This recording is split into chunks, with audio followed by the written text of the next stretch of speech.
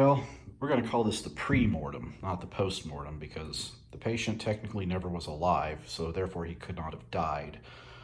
But there was a high probability he would have. I've torn the block down. That removed everything and got it on the bench and on the floor and on the cart. So, head stuff, lower end stuff, lowest end stuff over there.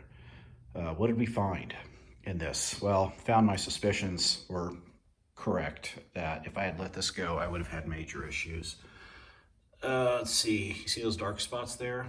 That's not dirt, those are all chunks of aluminum. And that is pretty much all the stuff that came off of the tool that I was using to prime the engine. Some of them are quite large. If they make noise, they're big enough to destroy an engine for sure. If you hear all that when I was throwing it down, but they made it down to the pan, which is actually a good thing, because if they're in the pan, then when they get sucked up, they'll at least go through the filter before they make it into the engine. But, you know, not banking on that. If there was any damage to anything, I'm not sure. I haven't really seen anything horrible from the parts I removed. There are a couple of the bearings, especially on the front, that have some scratches on them already. That's a little concerning, considering all the thing this ever did was being turned by hand.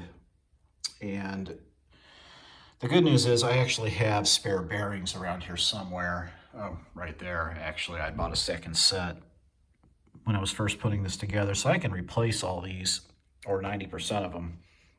The ones in the rear, so this is cylinder 1, 2, 3, 4, 5, 6, 7, 8. It's like the first half had some bearing issue, a little bit of scratches. Then the ones 4, 6, 7, and 8 were fine, really. Nothing I would really consider replacing the bearings over, but I'm going to. The mains all looked fine. There was nothing on the mains that gave me any concern whatsoever.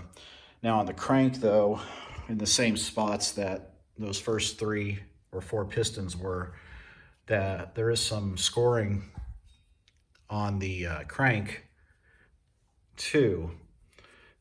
It's not terrible on the mains at all, and basically it's the rod journal for 1 and 2 that's got the most of it. You can kind of feel it with your finger. And then the rod journal for 3 and 4 is fine, except for some shadowing. There's really no scratching in it. Then I guess this is the main for, it'll be the number 3 main. No, this is a rod journal, sorry. So that's the rod journal for 5 and 6. There's some scratching on that, but I didn't really see anything on the bearings for those that was terrible. So bottom line is, before this goes back together, I'm either going to have to get some emery cloth and polish this crank to get any of the scratching out, or if that doesn't do it, I'm going to have to go ahead and take it to the machine shop and have it ground down just a little bit. I have plenty of tolerance in this crank. It's brand new, and my starting tolerance was like 17-ish thousandths on the rods and like 21 on the mains. So I'm not worried about taking off too much, where I would have to go to oversized, undersized, however you want to look at it, bearings when I put it back together, which would suck for a brand new motor. It's just ridiculous. I can't blame that scratching on what happened to the that oiling tool, because it really was never turned enough, and oil was never flown through it after that, really, to get all the way through to these journals.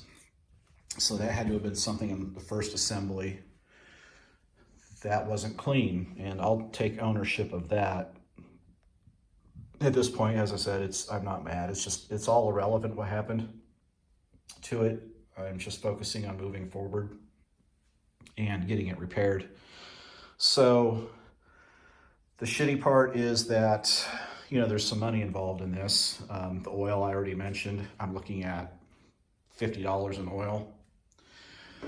Probably another $100 in gaskets. I can't reuse any of the gaskets I had before, not even the head gaskets. I'm just not gonna do it. They've already been compressed once, and I'm not gonna reuse them. So there's about 120 some-ish dollars in gaskets.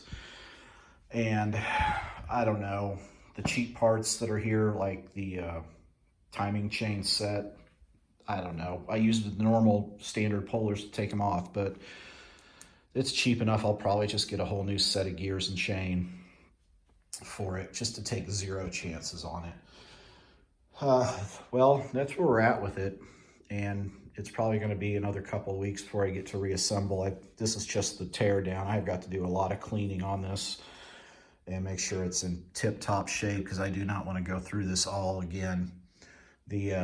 Now this actually, now that I mention it, this is the first chance I've got to look at the cam bearings, and let's see how they feel.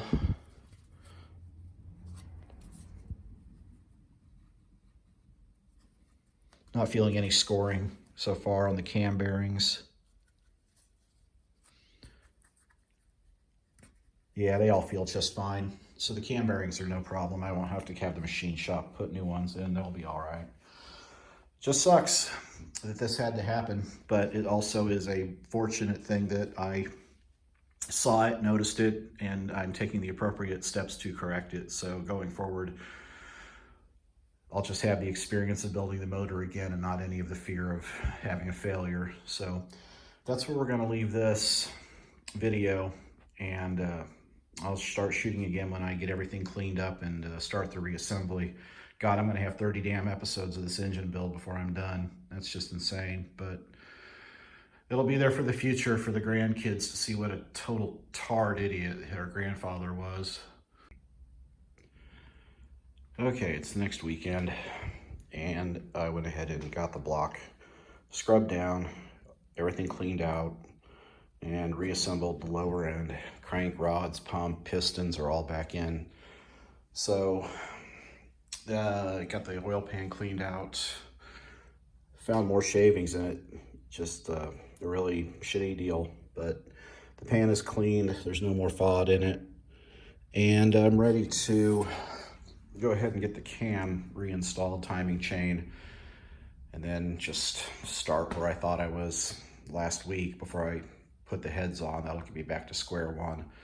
So as I said, just showing it as it happens, and gonna roll with it and just keep plugging forward until this is completed. So I lost a week and some money on this deal with the oil pump priming tool shredding, but at least it was caught, and I did the right thing by just breaking the whole motor down and starting from scratch. The bearings, pretty much all of the rod bearings were toast. Metal had made it through the oiling system into the crank. There was some scuffs on the rod journals on the crank. I sanded them down with some 600 and then some 1500, and got most of the gouging out of it, and it's smoothed out. There's still some slight scratches in some spots, but I think it's just fine. Nothing too big, nothing to really catch your fingernail on. Most of the main journals were okay. I did sand them anyway, just because I was there. And when I reassembled it, I re-plastigaged and just made sure everything was cool. So everything appears to be fine with it.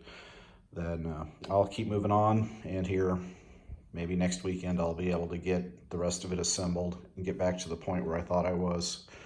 And that would be a complete buttoned up motor ready for carburation, and then work on getting the test stand and firing this thing up. So, well, that's the end of this chapter, and we'll move on to the next. Thanks for watching. Subscribe, like, notifications will come up next time videos offered up to you, and I'll see you guys next time.